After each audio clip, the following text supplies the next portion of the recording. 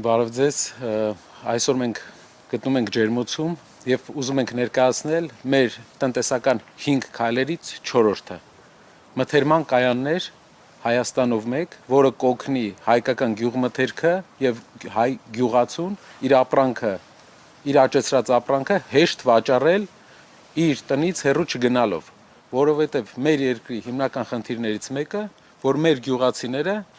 ունենում են խնդիր սեզոնի կես իրենց ապրանքը վաճառելու հետ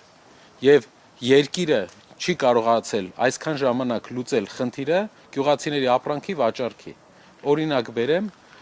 մեծ պահանջարկ կա հարևան երկրներում հայկական գյուղմթերքի, սակայն Հայաստանի գյուղացին ապրանք արտադրելով չի կարողանում արտահանել, քանի որ չկա միջնորդ։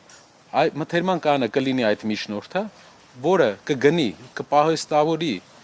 մթերքը եւ հետագայում կվերավաճառի կամ կարտանի դուրս կամ կվաճառի հայկական շուկայում։ Սա ինչպես վերաբերվում է բանջարեղենին, վերաբերվում է նաեւ մրգերին, վերաբերվում է նաեւ մսամթերքին։ Մենք գիտենք, որ հայկական գյուղմթերքը,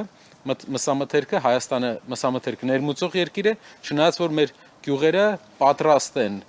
իրենք արտադրել այդ կարևոր կուլտուրան, բայց խնդիր ունենք մենք, մեր երկրում չկա ինստիտուտ վաճառքի, այսինքն մարդիկ եթե ունեն օրինակ ֆերմա, հնարավորություն չեն ունենում վաճառք իրականացնել Հայաստան կամ Հայաստանից դուրս, որովհետև չկա լավ միջնորդ։ Լավ միջնորդը կլինի մթերման կայանը, որը շատ կարևոր օղակ է Հայաստանի գյուղատնտեսության զարգացման համար։ Կուզենայի հիշեցնել, որ Հայաստանի գյուղատնտեսությունը այս պահին վերջի 8 տարիների ընթացքում անկում է ապրել։